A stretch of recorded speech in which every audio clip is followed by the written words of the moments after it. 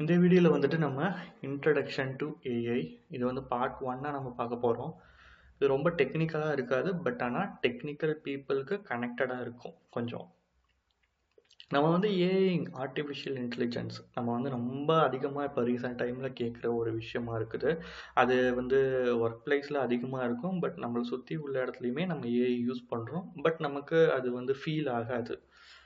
But ஏன் feel ஆகலை அப்படின்னா, நம்ம அதை கேஷுவலாக எடுத்துக்கிறோம். இப்போ நம்ம ஒரு ஏசி யூஸ் பண்ணுறோன்னு வைங்களேன், முன்னாடி வந்து டர்ன் ஆஃப்னா நம்ம சுவிட்ச் ஆன் பண்ணி ஆஃப் பண்ணுவோம். பட் வந்து இப்போ வந்துட்டு அதுக்கப்புறம் நம்ம ரிமோட்டில் கொண்டு வந்தோம். ரிமோட்டுக்கு அப்புறம் இப்போ வந்து வாய்ஸ் ரெகக்னேஷன்ஸ் வந்துருச்சு. நம்ம வந்து ஆன் அப்படின்னு சொன்னால் ஆன் ஆகுது, ஆஃப்னு சொன்னால் ஆஃப் ஆகுது. ஓகேயா, நம்ம டெம்பரேச்சர் இன்க்ரீஸ் பண்ணால் ஆகுது, டிக்ரீஸ் பண்ணால் ஆகுது. அப்போ இந்த இந்த மாதிரி நிறைய இடத்துல இப்போ ஃப்ரிட்ஜாக இருக்கட்டும், இல்லை வாஷிங் மிஷினாக இருக்கட்டும், எல்லா இடத்துலையுமே எடுத்து ஆட்டோமேட்டட் வந்துருச்சு நிறைய. அப்போ அந்த ஆட்டோமேட்டட் எங்கெங்கன்னா வருதோ நம்ம அங்கங்கன்னா வந்துட்டு நம்ம ஏஐ கான்செப்ட்ஸை நம்ம அடாப்ட் பண்ணுறோம் எல்லா இடத்துலையுமே.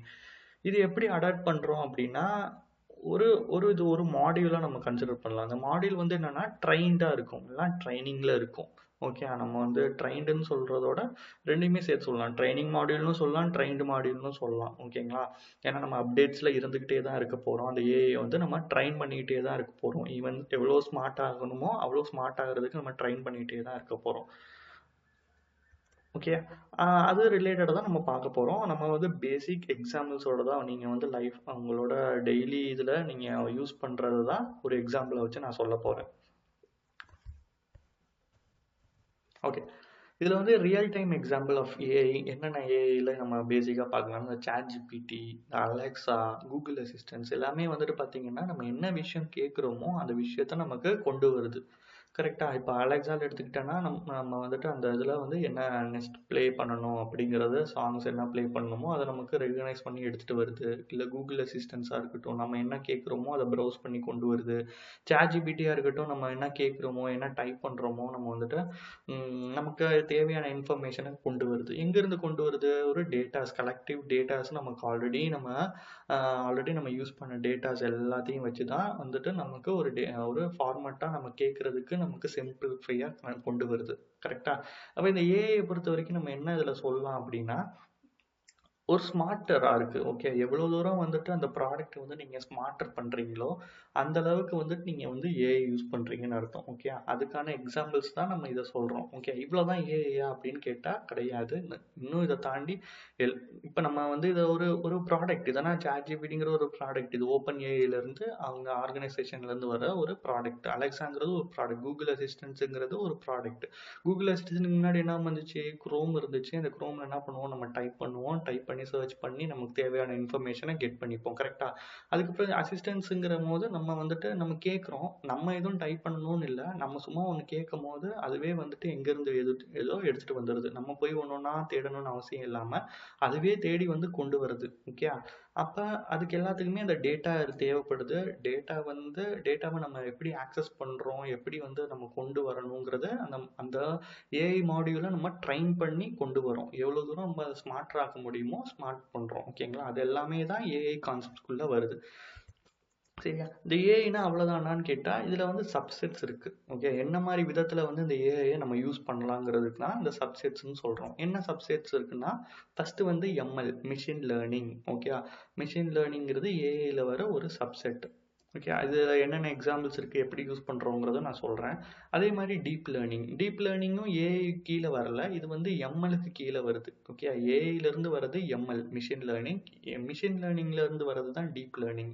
இந்த ரெண்டுத்துக்கும் ஏன் எம்எல் ஏன் எல்லாம் பண்ண முடியாதா, ஏன் டீப் லேர்னிங் நம்ம போகிறோங்கிறதுக்கு நான் எக்ஸாம்பிள் பார்க்கும்போது உங்களுக்கு புரியும். இந்த ஏஐயில் வந்து இன்னொரு வெளியிலேருந்து வர்றது கான்செப்ட் தான் நம்ம டேட்டா சயின்ஸ்னு சொல்கிறோம். ஓகே, ஏஐலேயே வந்துட்டு இந்த சப்செட்ஸ் பார்க்குறோம்ல, இந்த சப்செட்ஸ்குள்ளே வராதது வந்து டேட்டா சயின்ஸ். ஓகே, அந்த டேட்டா சயின்ஸை நம்ம பற்றி பார்ப்போம். First ML. நம்ம ஆல்ரெடி ஏஐ பற்றி பார்த்தாச்சு. நம்ம வந்து எல்லா இடத்துலையுமே நம்ம என்ன ப்ராடக்ட் நீங்கள் யூஸ் பண்ணாலுமே இப்போ அதில் ஏஐ, ஆர்டிஃபிஷியல் இன்டெலிஜென்ஸ் உள்ளே வந்துடும். அது ஏதோ ஒரு விதத்தில் வரும். அது இந்த சப்செட்ஸ்குள்ளே எதுலையாச்சும் வரலாம், இல்லை டீப் லேர்னிங்காக இருக்கலாம், இல்லை மிஷின் லேர்னிங், இல்லை ஏஐ ஃபியூச்சர்ஸ். ஏஐனா சிம்பிளாக நீங்கள் எடுத்துக்கோங்களேன். இந்த எம்எல்டிஎல்லாம் விட்டுருங்க, நார்மலாக ஏஐன்னு வச்சுக்கோங்க. ஒரு செஸ் ஆப் வந்து நீங்க டவுன்லோட் பண்ணி ப்ளே பண்றீங்க. அப்ப என்ன பண்றீங்க? நீங்க ஒரு பிளேயரா இருப்பீங்க. அந்த சிஸ்டம் வந்து ஒரு பிளேயரா இருக்கும். அப்போ வந்து அதுக்கு நீங்க ஒரு மூவ்மெண்ட் குடுக்குறீங்கன்னா, அடுத்த அந்த மூவ்மெண்ட்ட பேஸ் பண்ணி அது விளையாடணும். அப்ப அதுக்கு ஒரு ட்ரெயின் பண்ணியிருப்பாங்களா? அது ஒரு ட்ரெயின்டு மாடியூல். ஓகே. அந்த ஆப்புக்கு ஒரு ட்ரெயின் பண்ணி நீ இப்படிதான் விளையாடணும். இந்த மாரி மூவ் பண்ணா, நீ இந்த மாரி மூவ் பண்ணணும்னு அவங்களுக்கு ஒரு டேட்டா வந்து ஆர்கனைஸ் பண்ணி, அதுக்கு சொல்லி தந்திருப்பாங்க. அப்ப ஈவன் ஸ்மார்ட்டா இருக்கும். சில ஆப்ஸ் பார்த்தீங்கன்னா, ரொம்பவே மொக்கையா இருக்கும். அதில ஒண்ணுமே இருக்காது. ஓகே. ரொம்ப ஈஸியா இருக்கும். எக்ஸாம்பிள் சம்டைம்ஸ் வந்து ஈஸி, மீடியம், ஹார்டுன்னு சொல்லிட்டு நம்ம லெவல்ஸ் யூஸ் பண்ணி கூட பண்ணுவோம். ஓகேயா? அப்ப அந்த லெவல்ஸ் பேஸ் பண்ணி நமக்கு எவ்வளோ தூரம் வந்து ஹார்டா இருக்குமோ, அதுக்கேத்த மாரி இருக்கும். ஓகே. இப்ப நம்ம ஒரு நார்மலாவே ஒரு செஸ் பிளேயரா இருக்கீங்க, ஒரு கிரிக்கெட்டரா இருக்கீங்கன்னா, ஒரு சின்ன பையன் வந்து பால் போட்டு நம்ம அடிக்கும்போது ஈஸியா அடிச்சிருப்போம். இதுவே வந்து ஒரு மெச்சூரான ஆளு, ஆல்ரெடி அவரு பிளேயரா இருப்பாரு, ஒரு பால் போடுறாரு, நம்ம வந்து கஷ்டப்படுவோம். அப்ப இவங்கள வச்சு ஒரு மாடியூல ட்ரெயின் பண்ணி நம்ம யூஸ் பண்றோம் ஆர்டிஃபிஷியல் இன்டெலிஜென்ஸா. ஓகே. அவங்க தேவையில்ல. அதுக்கு பதில் சிஸ்டமே உனக்கு அவங்கள மாரி ஒர்க் பண்ணும். நீ சிஸ்டம் கூட எல்லாம் பண்ணிக்கோ அப்படின்னு சொல்றது தான் இந்த ஏஐ கான்செப்ட்ஸ். ஓகே. அப்ப இந்த ஏஐ கான்செப்ட்ல உள்ள வர்றது வந்துட்டு எம்எல், எம்எல்ல இருந்து வர்றது டிஎல். அப்ப எம்எல்ல என்னென்ன மாதிரி கான்செப்ட்ஸ்லாம் ஏஐ யூஸ் பண்றாங்க அப்படின்னா, எக்ஸாம்பிள் இப்ப நெட்ஃபிளிக்ஸ் இல்ல யூடியூப் இந்த மாதிரி எடுத்துக்கோங்களேன். இப்ப வந்து நீங்க யூடியூப்ல ஒரு வீடியோஸ் பார்க்குறீங்க. ஓகே. ஒரு கார்ட்டூன் வீடியோ பார்க்குறீங்க இன்னைக்கு. நாளைக்கு வந்து ஒரு டெக்னிக்கலா ஒரு வீடியோ பார்க்குறீங்க. இல்ல வந்து இந்த குக்கிங் வீடியோஸ் மாதிரி ஏதாவது பார்க்குறீங்கன்னா, நீங்க வந்து அடுத்த நாள் திருப்பி பார்க்கும்போது, இந்த 3மே வந்து கலந்த மாரி ஒரு ரெக்கமெண்டேஷன்ஸ்ல வந்து குடுக்கும். ஓகே. அவங்களோட பழைய வீடியோஸ வந்து குடுக்கலாம். இல்ல புது வீடியோஸ் வந்து உங்க ரெக்கமெண்டேஷன் அது எங்கருந்து எடுத்துட்டு வருது? நீங்க பார்க்கறது வந்து அது ஹிஸ்டரியில வந்து சேவ் ஆயிருக்கும். அந்த சேவ் பண்ணதுலருந்து உங்களுக்கு வந்து எடுத்துட்டு வந்து ரெக்கமெண்டேஷன்ஸா குடுக்குது. சப்போஸ் நீங்க அந்த ஹிஸ்டரிய கிளியர் பண்ணிட்டீங்கன்னா என்ன ஆகும்னா, அது டெலீட் ஆயிரும். ஓகேயா? டெலீட் ஆயிரும். உங்களுக்கு ஃப்ரெஷ்ஷா வேற ஏதோ ஒரு வீடியோஸ தான் குடுக்கும். அப்ப உங்களுக்கு ரெக்கமெண்டேஷன்ஸ்லாம் தர்றது எல்லாம் என்ன? இங்கருந்து டேட்டாஸ் உங்க டேட்டாஸே கலெக்ட் பண்ணி உங்களுக்கு ரெக்கமெண்டேஷன்ஸா தருது. அது எல்லாமே வந்து எதுக்குள்ள வருது? இந்த எம்எல் மிஷின் லேர்னிங்கிற கான்செப்ட்குள்ள தான் வருது. நீங்க வந்து .NET ஒரு டெவலப்பரா இருக்கீங்கன்னா, மத்தத பத்தி எனக்கு தெரியல. ஆனா பைத்தான்லாம் யூஸ் பண்ணீங்கன்னா, டேட்டா சயன்ஸ் மேக்ஸிமம் யூஸ் பண்ணுவீங்க. நம்ம அத பார்ப்போம் என்னன்ட்டு. இப்ப .NETனா பார்த்தீங்கன்னா, AL/ML நமக்கு டிஃபால்ட்டா .NETல உள்ள வருது. நம்ம எல்லாமே லேர்ன் பண்ணி ரெக்கமெண்டேஷன்ஸ பத்தி, அத எப்படி யூஸ் பண்றது, எங்கருந்து நம்ம ஏபிஐ கனெக்டட்லாம் இருக்கு. இதெல்லாம் டெக்னிக்கலா நம்ம பார்ப்போம். ஃபியூச்சர்ல பார்ப்போம். பேசிக்கா இப்போதைக்கு தெரிஞ்சுக்கோங்க. அண்ட் தென் வந்து எம்எல் அடுத்து டிஎல். இப்ப டிஎல் எங்கிருந்து வருது? எம்எல்ல இருந்து வருது. சரி டிஎலுக்கும் எம்எல்லுக்கும் என்னப்பா டிஃபரன்ஸ் அப்படின்னு கேட்டீங்க அப்படின்னா, இப்ப எம்எல் வந்து ரொம்ப சிம்பிளிஃபைடா இருக்கும். ஓகே. இந்த மாதிரி ஹிஸ்டரி வச்சு ரெக்கமெண்டேஷன்ஸ் குடுக்கறது இருக்கட்டும். இந்த மாதிரி வரது எல்லாமே எம்எல்ல வருது. டீப் லேர்னிங்ல வந்து இன்னுமே டீப்பா இருக்கிறது. ரொம்ப அதிகமான டேட்டாவ நீங்க வந்து சர்ச் பண்ணி ஒரு இன்ஃபர்மேஷன கொண்டு வரணும். அப்படிங்கிறது எல்லாமே டீப் லேர்னிங்ல வரும். எக்ஸாம்பிள் இந்த ChatGPT எடுத்துக்கோங்களேன். சம்டைம்ஸ் வந்து நீங்க ஒண்ணு கேட்கிறத சிம்பிளா கொண்டு வந்துரும். சம்டைம்ஸ் ரொம்பவே யோசிக்கும் அது. அது கொஞ்சம் டைம் எடுத்துக்கும். நீங்க டிஃபரெண்ட்டா நெறைய அத கேட்க கேட்க அது நெறைய கொஞ்சம் யோசிக்கும். யோசிச்சு அது கொஞ்சம் பெட்டர் ஆன்ஸர குடுக்கணும்டா அப்படின்ட்டு அது ரொம்ப யோசிக்கும். அப்ப இது எல்லாமே எங்க ஒர்க் ஆகுது? டீப் லேர்னிங்ல ஒர்க் ஆகுது. ஒரு ChatGPTன்னு எடுத்தீங்கன்னா, ஏஐ மட்டும் கிடையாது. அது ஏஐ கான்செப்ட்ஸ்குள்ளயும் வருது, எம்எல் கான்செப்ட்ஸ்குள்ளயும் வரும். டிஎல் கான்செப்ட்ஸ்குள்ளயும் வரும். சம்டைம்ஸ் டேட்டா சயன்ஸ் கான்செப்ட்குள்ளயுமே வருது. ஓகேங்களா? இத பத்தி நம்ம நெக்ஸ்ட் பார்ட் 2ல நம்ம பார்ப்போம். ஓகே. அதுல நெறைய கான்செப்ட்ஸ் இருக்குன்னு. நம்ம அத பத்தி பார்ப்போம். பட் இது வந்து ஒரு இதுக்குள்ள தான் வரும் அப்படின்னு கிடையாது. நீங்க ஒரு கான்செப்ட் ஒரு எடுத்துக்கிட்டீங்கன்னா, எக்ஸாம்பிள் இந்த ஃப்ரிட்ஜ், இல்ல வாஷிங் மிஷின், ஏசி இந்த மாதிரி ஒரு ப்ராடக்ட் எடுத்தீங்கன்னா, அந்த ப்ராடக்ட்குள்ள எல்லாமே வரும். ஏஐ ஸ்மார்ட்டர் லெவலாவும் இருக்கும். அப்புறம் அதுல மெஷின் லேர்னிங்கும் வரும். இல்ல அதுக்கு ரொம்ப டீப்பா லேர்னிங் தேவைப்படுதுன்னா, டீப் லேர்னிங் கொண்டு வருவாங்க. இல்ல டேட்டா அதிகமா தேவைப்படுதுன்னா, டேட்டா சயன்ஸ் இருக்கும். எல்லாமே கலந்தது தான். ஓகே. அதனால நீங்க ஒரு ப்ராடக்ட்ட ஒரு இதுக்குள்ள நீங்க ஃபிக்ஸ் பண்ண முடியாது.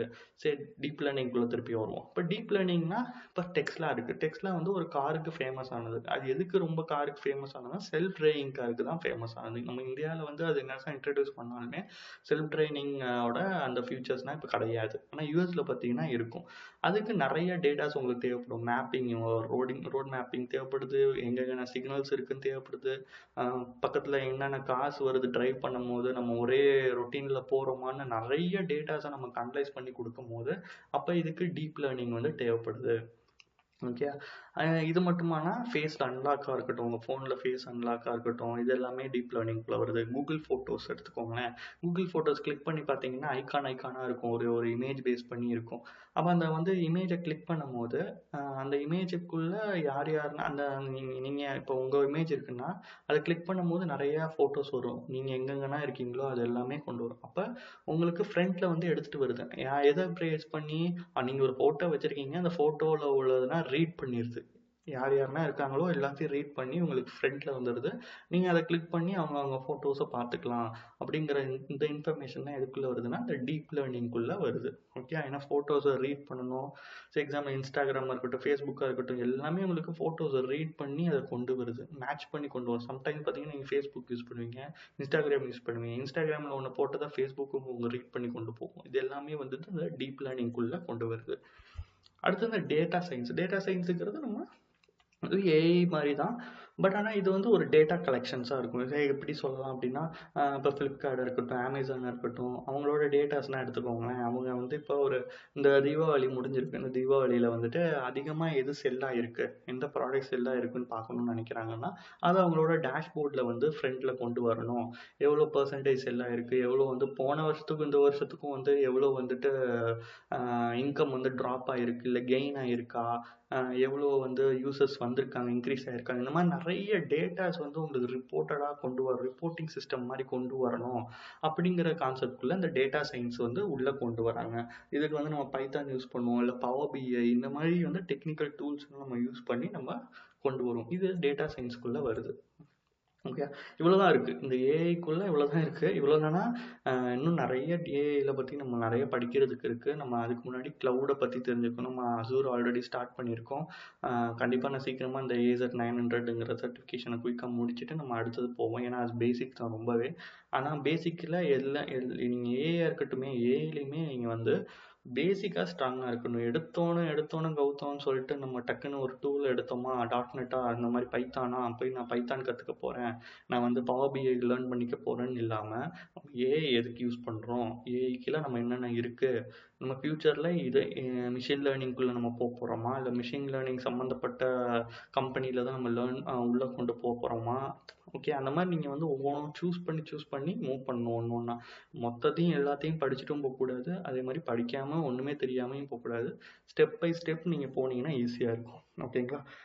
நெக்ஸ்ட் பார்ட் 2ல வந்துட்டு நான் என்ன சொல்றேன்னா, இன்ட்ரடக்ஷன்ல இந்த generative AI, computer vision, speech, natural language processing, extract data and insights, ஒரு ரெஸ்பான்சிபிள் ஏஐ எப்படி இருக்கணும், இந்த மாதிரி விஷயங்கள்லாம் வந்துட்டு நம்ம நெக்ஸ்ட் கான்செப்ட்ல பார்க்க போறோம். இப்போ எக்ஸாம்பிள் இந்த இதுலயே ஒரு ஹிண்ட் கொடுக்குறேன். இப்போ ஜென்ரேட்டிவ் ஏஐன்னு எடுத்துக்கோங்களேன். ஜென்ரேட்டிவ் ஏஐனா என்ன? இப்போ நீங்க யூடியூப் வச்சிருக்கீங்க, நான் ஒரு யூடியூப் சேனல்லே நான் வச்சிருக்கேனே. இப்போ நான் வந்து இதில் பார்த்தீங்கன்னா என்னோட யூடியூப் தமிழ்ல நான் வந்து அப்லோட் பண்ணணும். அது பண்றது என்னோட மேனுவலாகவும் நான் பண்ணிக்க முடியும். இல்ல அந்த பக்கத்துலயே பார்த்தீங்கன்னா இன்னொரு ஆப்ஷன் இருக்கும், ஆட்டோ ஜென்ரேட்டிவ்னு சொல்லிட்டு. இப்போ ஆட்டோ ஜென்ரேட்டிவ் என்ன பண்ணும்னா, எனக்கு தேவையான தம்ப்லைனை எனக்கு ஏற்ற டாபிக் ஏற்ற மாதிரி அதுவே எனக்கு ஒரு இமேஜ் எடுத்துட்டு வரும். இப்போ இது எல்லாமே எங்கே வரும்? ஜென்ரேட்டிவ் ஏஐக்குள்ளே வரும். ஓகே. ஜென்ரேட்டிவ் ஏஐ கான்செப்ட்குள்ள ஏஐயும் வருது, எம்எல்லும் வரும். இல்லை ரொம்ப டீப் லேர்னிங்ஸ் அதிகமாக இருக்குங்கிற பட்சத்தில் டீப் லேர்னிங் வருது.